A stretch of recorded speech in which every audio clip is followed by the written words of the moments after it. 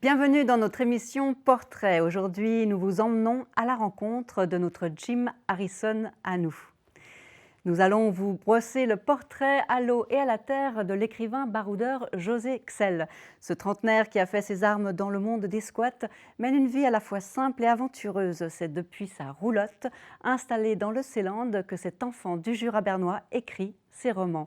La politique de l'existence comme seul fil rouge, c'est l'une des phrases de José Xell qui a plu d'un corde à son arc, comme en témoigne Helena von Beust. Les filles nous déposent en bordure de la rivière Broadback. Magnifique torrent ardent, jet d'eau en tous sens, impression de toute puissance de lâche deux eaux qui creuse son chemin à même la terre et que rien n'arrête.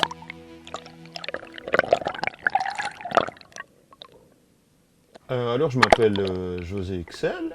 Je suis dans une pratique d'écriture depuis plus ou moins une dizaine d'années. J'essaie de réaliser régulièrement des livres, d'être présent aussi dans l'espace public en termes de lecture publique, accompagné souvent par des musiciens. Et sinon, je passe pas mal de temps dehors, à jardiner, à faire de la pêche, et puis un peu de chasse. Salut la petite roulotte. J'ai grandi à Tramelan et à Tavannes. Mon père était pasteur, ma mère était enseignante. Et du coup, comme on habitait dans une cure, c'était des espaces gigantesques. Tous les samedis matins, c'était nettoyage. Et du coup, c'était pas mal de boulot. L'objet roulotte, je le trouve chouette parce qu'on peut le réparer soi-même, l'entretenir soi-même, le chauffer aussi soi-même. Comme il y a peu de place, on est obligé d'un peu se réduire au minimum nécessaire. Et moi, j'aime bien les objets qui ont un potentiel d'activité. C'est-à-dire pas un objet mort ou un objet comme un écran qui nous nourrirait en permanence, mais un objet qui pousse à créer quelque chose. En l'occurrence, voilà, des outils de jardin, des fûts de fermentation par exemple, pour faire de la bière ou du cidre, un stylo ou une canne à pêche. Je pense que l'amour des histoires, ça c'est dû au fait d'avoir eu des histoires tous les soirs quand j'étais enfant. Mais bon, voilà, j'ai beaucoup lu de BD aussi, beaucoup écouté de livres audio.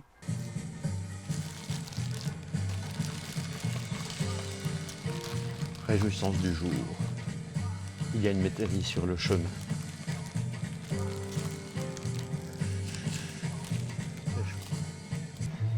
Ça, c'est un bouquin de Jim Harrison, Théorie et pratique des rivières. Les mots ont une esthétique que je trouve très belle, et puis les thèmes abordés, très humains, très proches de l'humain, de l'intimité, pas d'une intimité que j'ai l'impression de vivre aussi, puisque c'est quelqu'un qui était beaucoup dehors aussi, qui aime bien manger, qui aime bien boire. Et puis, inévitablement, on se retrouve avec des questionnements communs, je pense, même si c'est quelqu'un qui a vécu principalement de l'autre côté de l'Atlantique.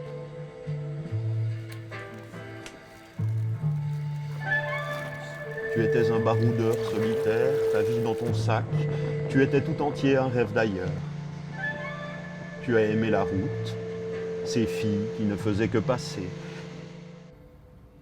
Ouais, je pense que ce long séjour à Bruxelles, on peut le considérer comme un voyage qui m'a marqué. J'étais en résidence pendant 6 mois, une résidence gracieusement offerte par la partie francophone du canton de Berne, qui m'a permis de beaucoup travailler sur les textes et de découvrir ce que c'est la vie de grande ville. Bruxelles, la grande classe, la grande ville, les lumières, la vie nocturne, les clubs, les frites, les pains mitrailleuses au crousti-poulet, noyés de sauce samouraï, andalouse, algérienne, pili-pili et infini bonheur gras. Des magasins qui ne dorment jamais, la grande vie, le faste accessible aux bouseux de mon espèce. Canette terminée, une autre, sortie de ce vieux sac de chasse. Dans quelle strate de marginalité est-ce que tu te situes? Où entre ces touristes et ces mendiants? Dans quelle couche de lutte des classes? Difficile à dire, hein? Tout en haut, au milieu, en bas. En songeant à mes amis précarisés de Suisse, je me sens social traître avec ma bourse. Mais est-ce que c'est beau l'automne, ces couleurs? Alors, on va en direction du terrain où il y a des faux animaux en je ne sais pas quel type de mousse pour faire du tir à l'arc. Je dirais comme ça que ça me nivelle. Même si je suis un peu tremblotant ou quoi que ce soit, ou un peu nerveux, ou un peu obligé de tout mettre en off. La liste de tes amours se fait. Une femme, ses sapins, la répétition des mouvements de pêche, des mouvements du tir à l'arc, la répétition des désherbages des jardins, des cueillettes, des pratiques d'écriture, la répétition où toujours une nouveauté se loge.